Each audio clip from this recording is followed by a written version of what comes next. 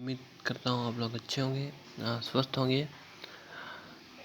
आज जो हम पढ़ने जा रहे हैं वो है नवीन निरंकुश राजतंत्रों का उदय। वो पढ़ने जा रहे हैं हम। पहले क्या था कि यूरोप का जो बड़ा पार्ट था वो एक तो सामंतवादी लोगों के पास था या फिर एक पवित्र रोमन साम्राज्य के अधीन सत्ता चल रही थी। यानी इन दोनों ही के बीच जो राजतंत्र था वो कमज़ोर पड़ रहा था। यानी राजाओं का जो शासन था, राष्ट्रीय राज्यों का जो शासन था, एक पर्टिकुलर राजतंत्र जो थे, निरंकुश राजतंत्र जिसको कहा जाता है, वो कमज़ोर पड़ रहे थे दोनों ही स्थितियों में। एक तो पवित्र रोमन सम्राट की अधीनता में और दूसरा सामंतवाद जो था उन दोनों ही स्थितियों में पड़ रहे थे कम। तो अब क्या हुआ कि धीरे धीरे क्या हुआ, बहुत सारे कारण आए जिससे सामंतवाद का पतन होने लगा। सामंतवाद के पतन के पश्चात बहुत सारे जो राज्य हैं वो अपने आप को स्वतंत्र मानने लगे और एक नए राष्ट्रीय राज्यों का उदय आरंभ हो गया एक तरह से।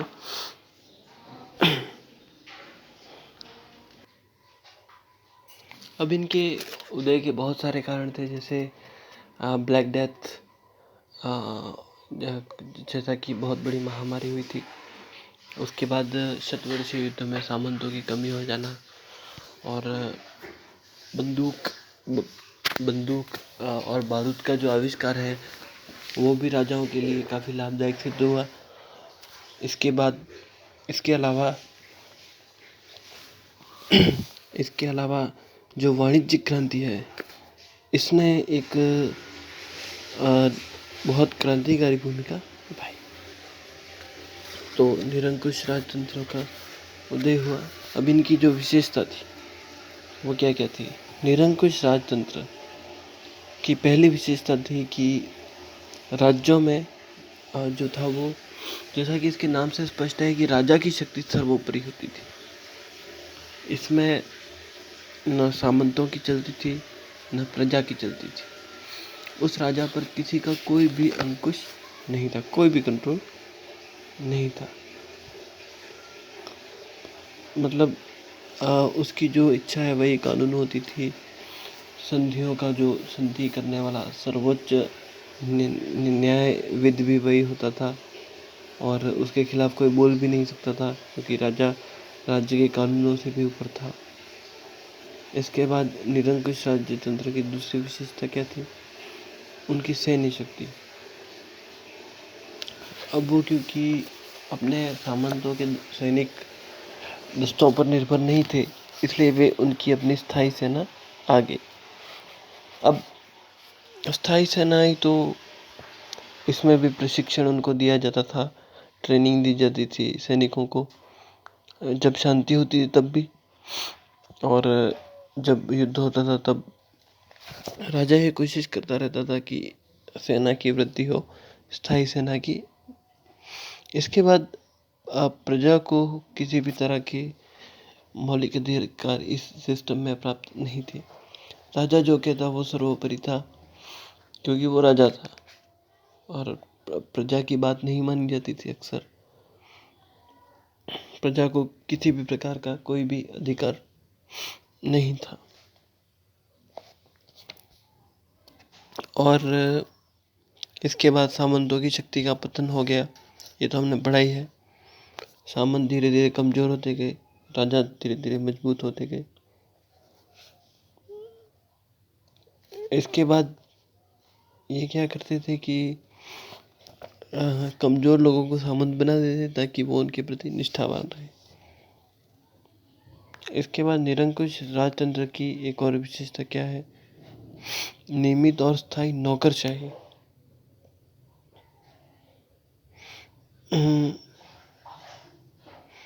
नौकरशाही जो थी वो वो भी साधारण लोगों को ही दिए जाते थे ताकि वो लोग राजा के खिलाफ बोलने का साहस न जुटा सके।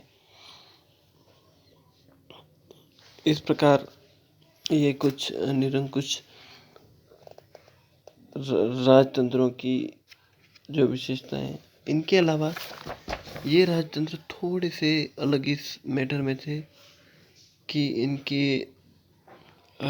इनकी जो प्रतिनिधि संस्थाएं हैं वो भी हुआ करती थी। उनके साथ साथ इनकी प्रतिनिधि संस्थाएं जैसे जिसको अक्सर ये कहा जाता था एस्टेट, जैसे फ्रांस में स्टेट्स हुआ करती थी, फर्स्ट स्टेट, सेकंड स्टेट से थर्ड स्टेट।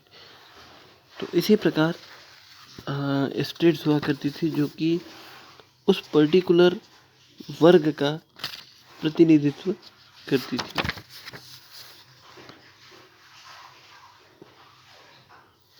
लेकिन ऐसा नहीं था कि कोई स्टेट अपनी राजतंत्र था तो ऐसा नहीं था कि स्टेट कोई कम थी, वो भी अपने अधिकारों के प्रति सजग थी।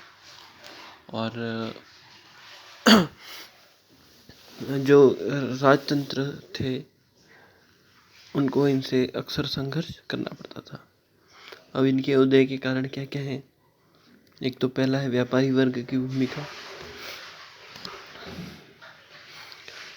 इसमें यूरोपीय नगरों के विकास हुआ। उसके बाद क्या हुआ कि जो सामंत थे वो इतने शक्तिशाली नहीं थे कि वो व्यापारियों की रक्षा कर सकते। तो इसके लिए व्यापारी ये चाहते थे कि एक शक्तिशाली राज्य हो, केंद्रीय सत्ता मजबूत हो, जिससे जिससे उनकी सुरक्षा हो सके। इसके बाद राजा उनको विदेशी मंडियों में भी सब तरह की सुविधाएं देता था और सब तरह से उसके पास पावर भी था। इसके बाद धर्म युद्धों का योगदान। सैकड़ों जो सामंत थे वो इन धर्म युद्धों में मारे गए। इससे क्या हुआ कि एक राजतंत्र का जो सिस्टम था वो मजबूत हो गया। इसके अलावा ये भी था कि धर्म युद्धों से वो पूर्वी देशों के संपर्क में आए, तो पूर्वी देशों की शासन प्रणाली की जानकारी भी उनको मिली। उन्होंने देखा कि पूर्वी देशों में बड़े बड़े राज्य हुआ करते हैं जहाँ पर एक निरंकुश राजतंत्र होता है। तो इस तरह से इन्होंने सोचा कि हम भी इस व्यवस्था को अपनाएं। उसके बाद चर्च का सहयोग। चर्च के जो पदाधिकारी थे वो ईसाई धर्म का प्रचार प्रसार करवाना चाहते थे। तो इसके लिए क्या था कि केंद्रीय सत्ता का सहयोग आवश्यक था। सामंतवाद के बूते की बात ये नहीं थी कि वो एक मॉडल मुहैया करवा पाता। तो इस तरह से केंद्रीय सत्ता का समर्थन चर्च करता था। इस तरह से चर्च का भी योगदान इसमें था। इसके बाद धर्म सुधार आंदोलन। कई धर्म सुधारकों ने ये खुलेआम घोषणा की थी कि एक राष्ट्रीय चर्च बनना चाहिए और जो रोम का जो वेटिकन चर्च है उसके प्रभाव से मुक्त हो जाना चाहिए। तो कई जो लोग थे वो इस कॉन्सेप्ट को चाहते थे, तो इससे इस भावना को बल मिला। इसके बाद वाणिज्यवाद, भौगोलिक खोजों, औपनिवेशिक विचारधाराओं, इनसे क्या हुआ कि राष्ट्रीय भावना का जो उदय हुआ। एग्जाम्पल के लिए जब मैक्सिकन या किसी भी कोई भी नई भौगोलिक खोज की जाती थी तब जब भी कोई भौगोलिक खोज नहीं की जाती थी, तब वहाँ की जो राष्ट्रीय जो उसको चिन्ह कहते थे या स्लोगन कहते थे, वो बोला जाता। फॉर एग्जांपल एक जब कोलंबस ने या फिर जब कोलंबस ने वहाँ पर इंडीज द्वीपों में गया था, तो उसने कहा था कि, या स्पेन के जो नाविक थे दूसरे, वो जब वहाँ पर अमेरिकन द्वीपों में गए, तो वहाँ पर उन्होंने ये कहा कि मैं अपने राजा के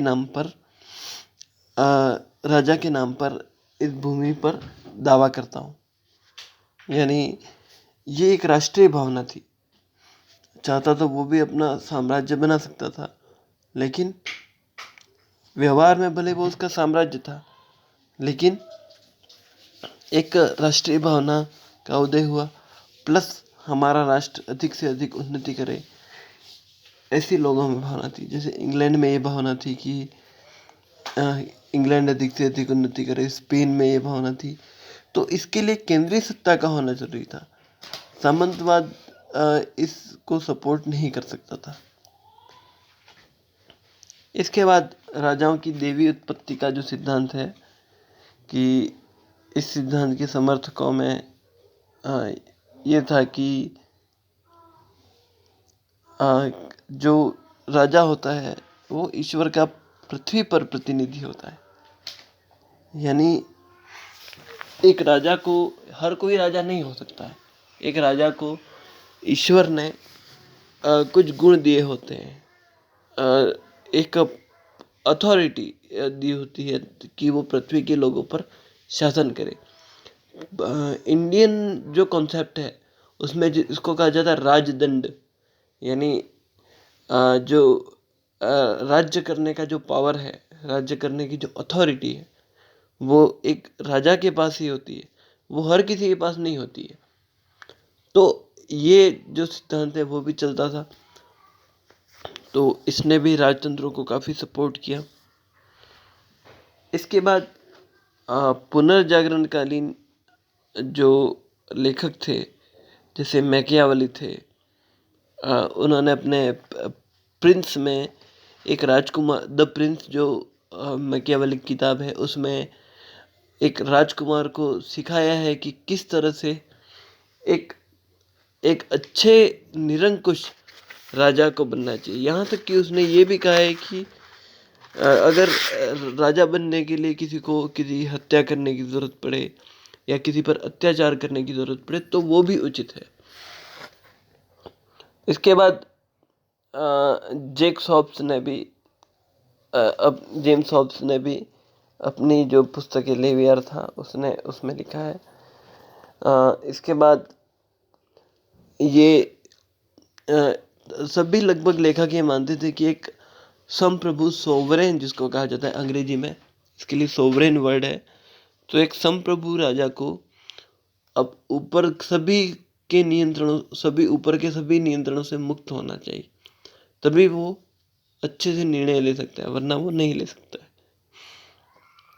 तो इस तरह से निरंकुश राजतंत्रों का जो उदय हुआ। अब हम जो अगला टॉपिक है उसमें, अगले जो वीडियो होगा उसमें हम फ्रांस, रूस, प्रशा और इंग्लैंड, इन राजतंत्रों के उदय के बारे में पढ़ेंगे। Thank you so much.